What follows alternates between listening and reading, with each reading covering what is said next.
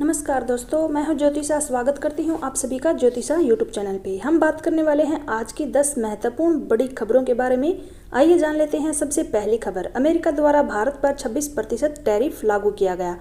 अमेरिकी राष्ट्रपति Donald Trump ने भारत से आयातित वस्तुओं पर 26% टैरिफ लगाया है, जो कि 5 अप्रैल से प्रभावी होगा। हालांकि फार्मास्यूटिकल उत्पादकों को इस टैरिफ से छूट दी गई है। आगे बात कर लेते हैं भारतीय फार्मा शेयरों में उछाल की। अमेरिका द्वारा फार्मास्यूटिकल उत्पादकों को टैरिफ से छूट देने के बाद भारतीय फार्मा कंपनियों के शेयरों में लगभग 5% की वृद्धि देखी गई है। Doctor Reddy's, gland pharma, Cipla और सन फार्मा के शेयरों में विशेष रूप से बढ़ोतरी हुई है।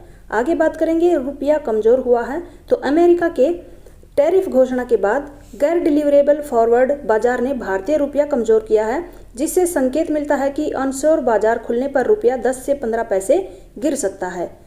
आगे बात कर लेते हैं सेंसेक्स और निफ्टी में गिरावट की। अमेरिकी टैरिफ के प्रभाव से ही भारतीय शेयर बाजार में भी गिरावट देखी गई है, जिसमें सेंसेक्स 200 से अधिक अंक और निफ्टी 23,350 के नीचे चला गया है। आगे बात कर लेते हैं BEL और भारतीय वायुसेना में बड़ा ऑर्डर के बारे में।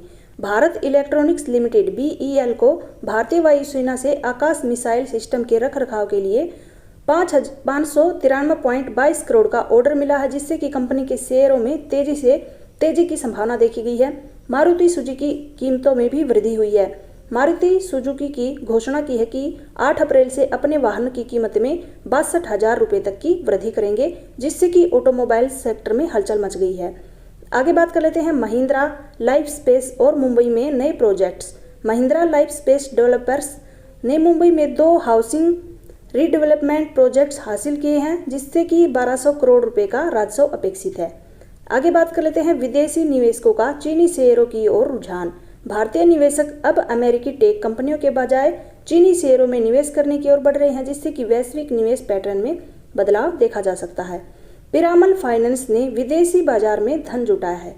आगे पिरामल फाइनेंस ने स्टैंडर्ड चार्टर्ड बैंक यानी कि HSBC, सुमितोमो और मित्सुई बैंकिंग कॉरपोरेशन और फर्स्ट अबू धाबी बैंक के नेतृत्व में 2300 करोड़ रुपए यानी कि $265 मिलियन का बाहरी वाणिज्यिक उधार प्राप्त किया है।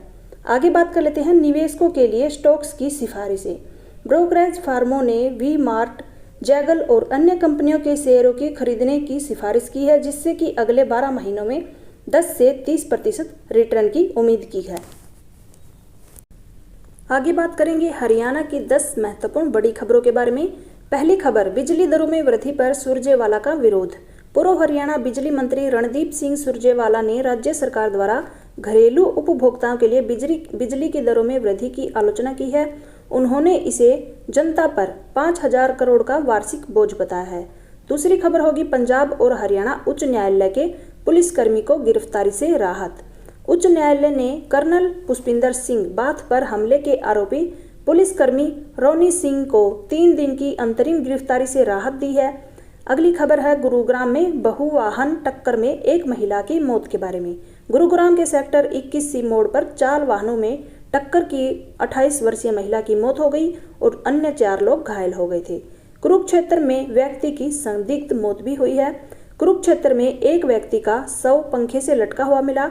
पुलिस ने उसकी पत्नी सहित 3 लोगों के खिलाफ हत्या का मामला दर्ज किया है। अगली खबर है गुरुग्राम में मुख्यमंत्री के फर्जी OSD का मामला। गुरुग्राम में एक व्यक्ति ने हरियाणा के मुख्यमंत्री का फर्जी विशेष कार्याधिकार बनकर के इस साइट पर काम रुकवाने की कोशिश की। पुलिस मामले की जांच कर रही है। कैथल में अल्ट्रा मॉडर्न फायर स्टेशन का निर्माण। कैथल में अत्याधुनिक सुविधाओं से युक्त फायर स्टेशन बनाया जाएगा, जिसमें वाहन ब्राउजर जैसी मशीनें होंगी। इसके लिए विभाग जमीन की तलाश कर रहा है। हरियाणा में फर्जी BPL परिवारों पर कार्यवाही। हरियाणा सरकार ने फर्जी BPL कार्ड धारकों को 20 अप्रैल तक का समय दिया है। इसके बाद जाली कार्ड धारकों के ऊपर FIR दर्ज की जाएगी और 2 साल तक की कैद होगी। भिवानी में तापमान 37.2 डिग्री सेल्सियस तक पहुंचा।